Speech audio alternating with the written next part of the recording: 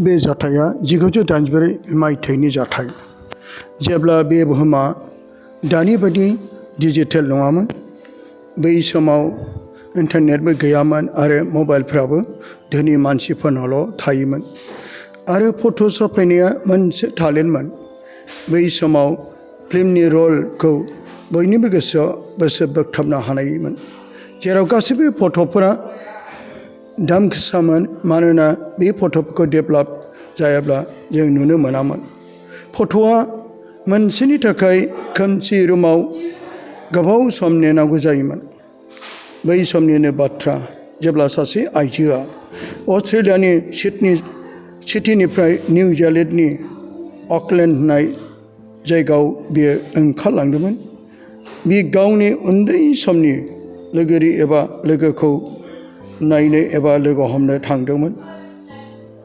जेखौ बियो 10 बोसोरनिफ्राय लोगो हमाखैमोन बे मोनसे गोजोननायनि दावबायनाय जानांगौमोन नाथाय बियो बावनो हायै दावबायनाय जाबाय बे दिनैनो बोथोराबो जोमैया मोजांमोन बोथोर डिपार्टमेन्टआ एसे अखा आरो जोमैखौ आसा खालामनानै दङमोन बियो जेबो प्रब्लेम नङामोन बियो जास्ट नर्माल उरां जाहाजा बिरनो हायोमोन बिदि बोथोरब्लाबो मोजां बोथोरमोन नाथाय जेब्ला उरां जाहाजा 30,000 गोजौआव बिरलांदोंमोन बे समावनो बोथोरा हरखाब सोलायो गिबियाव एसे आरो फिसा जोमैल' नुजादोंमोन नाथाय उनाव बेयो बांसिन आरो गिदिर जालांबाय सिङाव थानाय गासै पेसेन्जारफोराबो बेफोरखौ नुनानै बेखौ जेबो जाथावना नङा सानदोंमोन आरो बे समावनो उरां जाहाजाबो एसे मावग्लोबनो हमबाय बिसोरबो एसे मावग्लोबनायखौ नर्माल टारबुलेन्स सानबाय नाथाय लासैनो उनाव बियो मावग्लोबफिनबाय आरो बे बारानिफ्राय बारा जाबाय बोथोर डिपार्टमेन्टफोरनि बुंनाया बै दिनाव बार बारनायनि लामाया मोननैजों ज' नांग्लोबनाय आरो बिनि थाखायनो मोनसे गिदिर बारहुंखा जाबाय बेबायदि बारहुंखाया जोबोर खम फैयो नाथाय जेब्ला फैयो अब्ला गिथाव बाथावसिन जायो बेबायदि बारहुंखाया सिगाङावबो खनसे 1962 मायथाइयाव फैदोंमोन आरो बिनि थाखायबो बांसिन उरां जाहाजफोरा लामा सोलायनांगौ जानानै थाङोमोन बारनि गोख्रैथिया 150 किल'मिटारनिफ्रायबो बारा जाबायमोन आरो अखा मोफ्लामनायाबो बारा जाबायमोन अखा मोफ्लामनायाव जोमैयाबो अर खामनाय बायदि स्रां जालाय खोमसि जालाय जानो हमबाय आरो बे अखा मोफ्लामनायजों जोमै नांजाबनानै अखा खोरोमनायाबो जोबोर बारा जानो हमबाय उरां जाहाजा बे समाव बिरबाय थानाय समाव उरां जाहाजनि इन्जिननि साउन्डआबो खोनाया जानो हमबाय पेसेन्जारफोरनि खोमाया गुदुं जाजोब्बाय आरो बिखायाबो गोबां गिनायफोरजों मावग्लोबबाय उरां जाहाजनि गोबां मावग्लोबनायाव गासै पेसेन्जारफोरा गावनि सिटनिफ्राय बियो बारग'नो थाखाय बारग'हां मोनबाय सिट बेल्ट गानना थाबाबो गावखौनो मोजाङैनो दोननो हायाखिसै खायसे गाबबाय आरो खायसेना खर गिदिंबाय आरो खायसे गोबाबाय आरो गथ'फ्रा गाबनो हमबाय गासै उरां जाहाजाव थानायफ्रा गिनायजों सिरि जाजोब्बाय बे समावनो स्पिकारनिफ्राय केप्टेननि राव फैबाय जाय गिनायजोंनो हाया जादोंमोन बेबायदि बोथोरा गोरलै नङा आरो जों गोख्रैनो बेनिफ्राय बे समावनो स्पिकारनिफ्राय केप्टेननि राव फैयो जाय गिनायजोंनो बेबो बुंनो हाया जाबायमोन बेबायदि बोथोरा गोरलै नङा आरो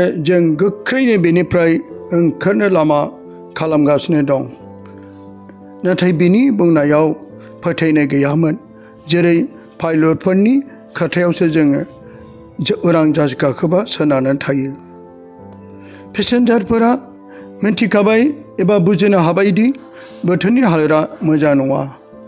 बिदि गिथाव बाथाव जाथायाव गासैबो गावनि जिउनि थाखाय दुखु जानानै सानबाय। बिसोरनि गेजेरावनो थानाय सासे आइजोआ गावनि सिटनिफ्राय सिखारबाय आरो गुरै रावजों बे आरज खालामबाय। बिनि बुंनाय रावा फोथायनाय आरो अननाय दङमोन आरो बियो बुंबाय, हे सोरगोआरि बुहुमनि आफा इसोर, नों बयनिख्रुइबो देरसिन, नों बे गासैखौबो नोंनो दादों एबा नोंनो सोरजिदोंमोन। इजराइलफोरखौबो नोङो बै समाव नोङो सागोरनि थाखाय मोजां लामा दिन्थिनानै होदोंमोन। नैरोजा बोसोरनि सिगाङावबो नोंनिनो फिसा प्रभु जिसु ख्रीष्टआ गावनि सोलोंसाफोरजों गालिलि सागोराव जेब्ला नावआव दङमोन, जेब्ला बारहुंखाया बिसोरनि नावखौ होबथादोंमोन आरो साग्लोबदोंमोन, अब्लानो बे समाव बे बारहुंखाखौ नोङो सिरि खालामदोंमोन। बेखायनो दिनै जोंबो नोंनियाव आरज खालामो, बे बारहुंखाखौ नों निजोम खालामदो आफा आरो जोंखौ बासायदो आरो जों जेराव थांनो गोनां बे जायगायाव जोंखौ सहैनो थाखाय हेफाजाब होदो अ प्रभु। बिनि इसोरनाव आरज खालामनायखौ खोनानानै गुबुन पेसेन्जारफोराबो बेजों लोगोसे आरज खालामनो हमबाय। उरां जाहाजाव थानाय गासै पेसेन्जारफोरा सिरि जाजोब्बाय। गिनायजों नङा, नाथाय गोसोखौ सान्थि मोननायनि थाखाय आरज खालामनायजों बिसोर दङमोन। सासे बोराय मानसियाबो होनबाय, आंबो आरज खालामनो, आरो सासे हिन्जावाबो गावनि गथ'खौ बिखायाव फोनांनानै बुङो, प्रभु जिसु, जोंखौ नोङो बासायगोन होननानै आं फोथायो। आरो बियो गोसो गोरबोजों बिबा आरज खालामफाबाय। लासैनो गासै उरां जाहाजानो आरजनि मोनसे जायगा जाबाय। बे उरां जाहाजाव गाखोनाय सुबुंफोरनि गेजेरावबो गुबुन गुबुन धोरोमनि सुबुंफोरबो दङमोन, नाथाय गासैबो दा बे सासेल' इसोरनाव हेफाजाब ज' जानानै बिसोरो बिनो हमबाय। बे समावनो सासे आइजोआबो गावनि लोगोखौ लोगो हमनो थांदोंमोन आरो बेबो लोगोसे बे उरां जाहाजाव बियो खिरखिजों जिरायदोंमोन। बियो सानदोंमोनदि बेबायदि जाथाया जिउआव आरो माब्लाबाबो दाजाथों, मानोना बियो नुनो मोनबाय नांगौब्ला बियो बे बारहुंखायाव बासायगोन ना बासाया, बे गावनि बेगनिफ्राय मोनसे केमेरा दिहुननानै आरो बे केमेरानिफ्राय मोनसे बै समनि साधारन फिल्म केमेरामोन बियो, आरो बे साधारन फिल्म केमेराखौ बियो आइजोआ गावनि केमेराखौ बियो फट' खेबनो थाखाय थाम थिम खालामबाय। बाहेरानि नुनाय जाथायफ्रा जोबोर गिथावनामोन। अखाफोर खोमसि, जोमैयाबो जोबोर मोफ्लामनाय आरो बिनि गेजेरजों फैनाय गिथाव बाथाव दोहौआ स्रां जाबोनायखौ नुनो मोनाखैमोन। खोमसि जालाय स्रां जालाय अखा मोफ्लामनायफोरखौ बे केमेरानि गेजेरजों आरो बे भिडिअ लानायनि गेजेरजों आरो बे फट' लानायनि गेजेरजों नुनो मोनदोंमोन। बे सानोदि जुदि बेयाव बेफोरखौ गावनि केमेरायाव जुदि लानानै हायोब्ला बेयो मोनसे गावनि गोसोआव थानाय एबा गावनि जिउनि मोनसे बावनो हायै जारनि जागोन। बेनिफ्राय बियो उरां जाहाजनि खोरखिनिफ्राय बेफोरखौ गावनि केमेराजों खेबजोबो। बे समावनो उरां जाहाजनि मावग्लोबनाया सिरि जायाखैमोन, नाथाय मानसिफोरनि मोखाङा जेबो गिनाय गैलामोन। बिसोर फोथायनायमोनदि गावसोर मोजाङैनो सहैगोन, मानोना बिसोरो इसोरनियाव आरज खालामनायदोंमोन।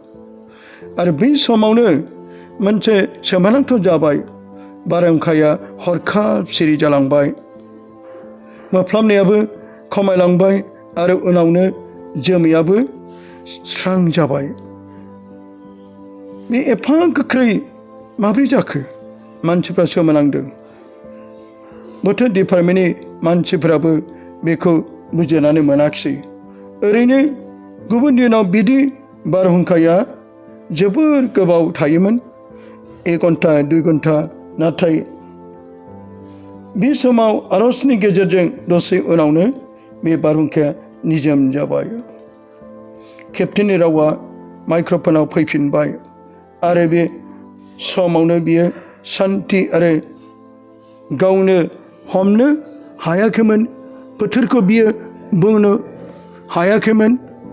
जोमैया मोजां जाबाय आरो जों थाबनो ओंखारसिगोन। आंबो मिथिगौ बियो बोरै जाखो, नाथाय बिदि दसेनो जानाया साधारन नङा। उरां जाहाजाव थानाय गासैबो बेखौ खोनानानै बयबो रंजाफिनबाय। उरां जाहाजाव जाय आइजोआ प्रेयार खालामदोंमोन, बियो आरोबाव इसोरखौ हामबाय होनानै आरज खालामफिनबाय। बियो बुंबाय, हे प्रभु, नोंखौ आं हामबाय होयो। नों जोंनि आरजखौ खोनासंबाय आरो जोंखौ बासायबाय। उरां जाहाजा मोजाङैनो बाग्लायबाय आरो गासै बे उरां जाहाजाव थानाय पेसेन्जारफोरनि मोखाङावबो सान्थि नुनो मोनजोब्बाय। बिसोर गावजों गाव लोगो हमलायबाय आरो रायलायनो बुंनो हमबाय, जों बे जाथायखौ माब्लाबाबो बावगारनाय नङा। बै आइजोआबो गावनि लोगोनो गावनि जानाय बै उरां जाहाजनि जाथायफोरखौ फारि फारि फोरमायजोबो। साननैसो उनाव जेब्ला बियो गावनि बेरायनायाव गासै जाथायफोरखौ नुदोंमोन, अब्ला बियो गावनि केमेरा खेबनायखौ गोसोखांनानै आरो केमेरायाव लानाय फट'फोरखौ एबा केमेरानि फिल्मफोरखौ डेभेलप खालामनो गोसोआव फैबाय। बियो बे सहरनिनो मुंदांखा फिल्म इन्डास्ट्रिनो गावनि केमेराखौ होबाय बेफोरखौ डेभेलप खालामनो थाखाय। बे स्टुडिअ'आ जेब्ला बेखौ मोनो आरो मालिकआ सासे गिदिर फिल्म बुखांग्रामोन, बे गावनि 30 बोसोरनि जिउआव 1000निबो फिल्म डेभेलप खालामबोदोंमोन। गोदो फिल्म डेभेलप खालामनाया मोनसे टेलेन्टसोमोन। फिल्म डेभेलपनि थाखाय गोदो फिल्म टेपखौ खोमसि खथायाव एबा माबा माबि केमिकेलजों मिक्स खालामनांगौ जानानै फैयोमोन आरो बे गोबां केमिकेल होनायनि गेजेरजों उनावसो बेखौ बे फिल्म डेभेलपनि थाखाय मोजां मुखानाय जायोमोन आरो बिनि उनावसो बियो फोरानो आरो जोबनायाव प्रिन्ट खालामनानै मुखानाय जायो। गासैबो हाबाखौ साबधानै फिल्म बुखानायाव मावनाय जायोमोन, मानोना फिसा गोरोन्थि जाबानो गासैबो फिल्मानो गासैबो आद्रि जाजोबोमोन। जेब्ला फट' बुखांग्राया आइजोनि फट'फोरखौ डेभेलप खालामो, अब्ला बे सिगाङावथ' बियो जेबो नुवाखैमोन, जास्ट सिम्पोल फेमिलि फट', गाव थांनाय बै जायगानि फट'फोरखौसो बियो नुदोंमोन। नाथाय जेब्ला बियो उरां जाहाजाव खेबनाय फट'खौ मोजाङैनो बे बुखाङो, अब्ला बियो सोमोनांबाय। फार्स्टआव बियो सानबाय बियो मोनसे केमेरानि टेकनिकेल प्रब्लेम जानो हागौ। बियो फिल्मखौ आरोबाव खनसेबाव नायबाय, नाथाय गासैबो साधारनसोमोन। बेयो मोनसे टेकनिकेल प्रब्लेम नङा, बेयाव माबा मोनसे सैथो नुनो मोन्दों, माबा खेबना थानाय बेखौ नुनो मोन्दों। फट'आव जाय बारहुंखाफोरनि गेजेराव सासे महर गोजौ गिदिर नुजादों एबा नुनो मोन्दोंमोन, बियो सासे मानसिनि मोदोम आरो महरमोन। जोमैयाव थानाय मानसिया गुफुर गस्ला गानदोंमोन आरो बियो जोमैनि गेजेराव ओरैबायदि थादों जेरै बियो जोमैखौ हमथानानै दोनदों आरो अखा मोफ्लामनाय बे समाव सोदोबबो जादों आरो अखा मोफ्लामनाया नुजादोंब्लाबो एबा जोमैनिफोरनि गेजेराव बिनि बाथ्राफोरखौ बे अखा मोफ्लामनाया अखा खोरोमनायाबो मानिनायखौ नुनो मोनदों। सोमोनांथाव बाथ्रा बेसो जेब्ला सोरगिदिं बारहुंखामोन नाथाय बिनि खाथियाव सान्थिसो।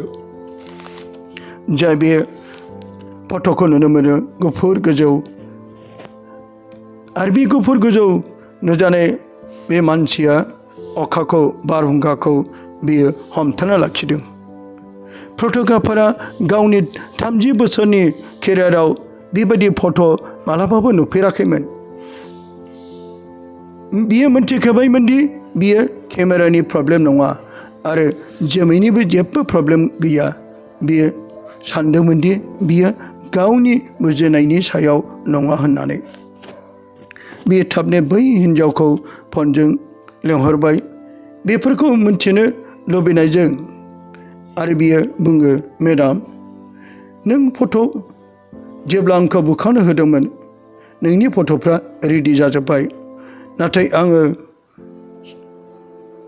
जेब्ला सानदोंमोन गावनो बियो फैनानै जेब्ला बेखौ नायफैयो अब्ला बेनि बारै गासैखौबो बे खोन्थाजोबो आरो बे मा जाखो बै गुफुर गोजौ मानसिया जोमैखौ हमथानाय आरो बेबायदिनो बारहुंखाखौ हमथानाय बिनि गेजेराव गसंनाया बे सोर, बेनि सोमोन्दै बिसोर सावरायबाय।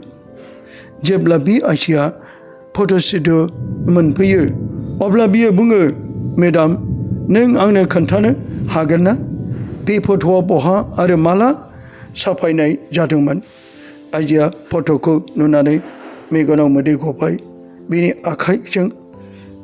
आखाइबो मावग्लुंजोब्बाय आरो सिरि जाबाय। दसे उनाव बियो गावनि उरां जाहाजाव जानाय गासै जाथायफोरखौ मोजाङैनो बिनो फट'ग्राफारनो खोन्थाजोब्बाय। बारहुंखा बारनाय, मानसिफोरनि आर'ज खालामनाय आरो दसेनो बारहुंखाया सिरि जानाय गासैबो गावनि जाथायफोरखौ फट'ग्राफारनो फिर खोन्थाजोब्बाय। बे दिननिफ्रायनो फट'ग्राफारनि जिउआ सोलायनो हमबाय। बे इसोरनियाव फोथायनाय नंग्रा एबा फोथायग्रा सुबुं नङामोन। बे बिगियान आरो साइन्टिफिकफोरखौल' बियो फोथायोमोन। नाथाय बे फट'खौ नुनानै बिनि साननाया सोलायजोबो। बे गावनि गथ'फोरनोबो आरो हिन्जावनोबो बे फट'खौ दिन्थियो आरो गासै न'खरैनो जिसु ख्रिस्टनियाव बिसोरो फैयो आरो फोरबोखौ नाजावो। बे बाथ्राखौ आरो बे रादाबा लासैनो गोसारनो हमबाय। गिबियाव गामियाव, उनाव सहराव आरो गुबुन हादोरावबो मानसिफ्रा बे फट'खौ नायनो गोबां मानसिफ्रा फैयोमोन आरो नुनानै सोमोनाङोमोन। खायसे फट'खौ नुनानै गोसो सोलायोमोन। गोबां मानसिफ्रानो बे फट'खौ नुनानै जिसुखौ गावनि मैखुनाव जायगा होबाय आरो खायसे फोथायनानै गोसोआ फोथायनायाव गोगोम जाबाय। बे जाथायफोरा जोंनि बाइबेलनि बेफोर जाथायफोरखौ गोसोखांहोयो जेराव फोरबोआबो गावखौ दिन्थियोमोन। गोथार माथाइनि 8 बालामनि 23निफ्राय 26सिमाव जों फरायब्ला मोनो। बेबायदिनो रोखोमसे जाथायखौ जों नुनो मोनो जेराव फोरबो जिसु ख्रिस्टआ सानसे समाव गावनि 12 सोलोंसाफोरजों गालिलनि सागरजों जेब्ला दैखौ बारनाय समाव जिसुआ मेंनायजों बे नावनि उनाव उन्दुदोंमोन। अब्लानो बे समाव हरखाबनो सागराव बारहुंखा साग्लोबना हरबाय आरो जायगाया माने बे गावसोरनि नावा सोरगिदिं फारसेथिं हाजो आरो बे खोमसिमोन। गासैबो सिरि थानाय दैखौ बान्दो गोजा बायदि खालामो। बै दिनावबो बिदिनो जादोंमोन। दैया गोबाबथार आरो गोजौमोन। बिसोरनि नावआव दै हाबबायमोन आरो ना हमग्राफ्राबो गिबायमोन। पाट्रास, आन्द्रियास, याकब आरो जहन बिसोरो दैजों लोगोसे जेब्लायबो ना हमग्रा आरो बे सागरनि दाउफोरखौ बिसोर गियामोन। जाय बे सागर सेराव देरबोनाय, नाथाय बे दिनाव बारहुंखाखौ नुनानै बिसोरो जोबोर गिनाय मोनबाय। चेलाफोरा फोरबो जिसुखौ फोजायो आरो बुङो, नों एसेबो मिथियाखै नामा फोरबो, जों थैसिगोन। नै फोरबो जोंनि नावा गोदोलांनोसै, नों सिखारदो। जिसुआ सिखारबाय आरो बारहुंखाखौ नावनि खर'आव गाखोना बुंबाय, सिरि था। बे समावनो नावआव थानाय गासैबो सुबुंफ्रा नुनो मोन्दोंमोन, मानोना सागरा दिदोम जाबाय आरो बारहुंखा सिरि थाबाय। आरो बे समावनो बारहुंखा आरो दै गोजौ जानाया सिरि जानायखौ नुनानै फोरबो जिसुखौ बिसोरो गासै चेलाफ्रा गुलि गुलि थाब्लाबो बिसोरो सोंनो हमबाय, सोर जाखो बेलाय? बारहुंखायाबो सागराबो बिनि बाथ्राखौ मानियो। अन्दागा लोगोफोर, बे समाव फोरबोआ बिसोरखौ बुंबाय, अ चेला फोथायग्राफोर, नोंसोर मानो गिख्रङो? जाय जिसुनि चेलाफ्रा गोसोआव गावजों गाव रायलायबाय। गले गले बिसोर सोंदों, बियो सोर? बिनि बुंनायखौ बारहुंखायाबो दैफोराबो खोनासङो। बे जाथायफोरानो फोरोङो दि मिथिंगानि गासैबो जाथायफोराबो जिसुआ जोंजों लोगोसे थायोब्ला जिसुआसो जोंखौ बे गासै जाथायफोरखौबो बासायनो हायो। जिसुआसो गासैबो बारहुंखानिबो बिगोमा। बिनि बुंनायजों गासैबो सिरि थाजोबो। दै बोहैनाय, बारहुंखा बारनाय, सागरनि गासै गिथाव बाथ्राफ्राबो बिनि बाथ्राखौ मानियो। बै समावबो 2000 बोसोरनि सिगां गालिलनि दै आरो बारहुंखाया जेरै सिरि खालामजादोंमोन, आरो दिनैबो जों 1984नि बे जाथायखौ जों मिथिनो मोनबाय, बिनि बोलोआनो जाफुंहोदों। अन्दागालाफोरखौ नेबुखादनेस्सारनि बेबायदिनो मोनसे बाइबेलनि बादि दंबावो, जेराव जाय नेबुखादनेस्सार राजाया साथाम मानसि साद्राक, मेसाक आरो आबेदनेग'खौ जोंनाय गोजौ अराव गारसोमदोंमोन। दानियेलनि लिरनाय 3 बालामनि 13निफ्राय 15 सिरियाव जों फरायब्ला मोनो। जाय राजाया मोनसे गिदिर सनानि मुसुखा बानायदोंमोन, जाय 19 मु गोजौ आरो 6 मु गुवारमोन। राजानि हुकुम बादि मेथाइ रोजाबै बे समावनो गासैबो खर' गनानै बे मुर्तिखौ खुलुमनांगौमोन। बे मुर्तिखौ आरो जायानो बेखौ मानिया बेखौ अराव गारनाय जागोन। नाथाय बिसोर साथामा जाय फोरबो इसोरखौल' बिसोर फोथायो आरो खुलुमो, बिसोर बे मुर्तिनि सिङावबो खर' गंग्लायासै। बेखौ नुनानै राजाया जोबोद रागा जोंबाय आरो बुंबाय, नोंसोरखौ अराव सावनाय जासिगोन। आरो बेबायदिनो जोङो मिथिनो मोनो, जाय आगोलनि 7 गुन बारा खालामनाय बे अरगेंआव बे साथाम मानसिखौ सावनो थाखाय हुकुम होबाय आरो बेखौसो गारसनबाय। आरो जोबोद गिदिर गोजौ गिदिर आरो बे अरगेंआव बिसोरखौ गारसननायाव बेयाव थानाय राजानि सान्थिफोर बिसोरखौ सावनो थाखाय अर जरायदोंमोन। बिसोरबो बे अराव खामफाबाय। नाथाय जेब्ला राजाया बिनि सिङाव थानाय अरनि सिङाव थानायखौ नुनो मोन्दों, बे बाहेरानिफ्रायनो, अब्ला बियो बे सिङाव 4 मानसिखौसो बियो नुनो मोनबाय। बियो बुङो, जोङो 7 मानसिखौ बे सावग्रा अराव गारनाय जादोंमोन। मन्थ्रिफोराबो बुङो, नोंगौ राजा, नोंनि बुंनाया जों 7 मानसिखौल' सावनाय जादोंमोन। नाथाय राजाया बुङो, आं 4 मानसि अराव थाबायनाय नुदों आरो 4थि सुबुंनि महरा इसोरनि फिसाजों समान नुजादोंमोन। बे जाथाया फोरमायोदि जेब्ला फोरबोनि सुबुं एबा बेनाव फोथायै जायफ्रा फोथायग्राफोरा खैफोदाव थाब्लाबो फोरबो जिसुनियाव जायफ्रा सोनारना थायो बिसोरखौ हारसिं फोरबोआ मालाबाबो गालाङा। नाथाय फोरबोआ गावनो बासायगोन आरो बिसोरखौ रैखा खालामगोन। बेफोरखौ नुनानै राजानि जिउआबो सोलायबाय। बे गावनि गोसो गोरबोजों इसोरखौ बाख्नायबाय आरो हामबाय होबाय आरो बे खोन्थाबाय। बे दिननिफ्रायनो गोबां आरो 1000निबो बांसिन मानसिफोरा इसोरखौ गावनि मैखुनाव जायगा होबाय। सिगांनिफ्रायनो जों नुनो मोनबोदों फोरबो जिसुआ गावनि दंनायखौ सोमोनांथावजों लोगोसे जोंखौ दिखांनो थाखायनो एबा जोंखौ बासायनो थाखाय फोरबो जिसुआ जोंखौ बे हादराव मानसिनि महरै फैदोंमोन। फोरबोआ माब्लाबाबो बुङाखै नोंनि जिउआव दुखु फैनाय नङा, खैफोद जानाय नङा।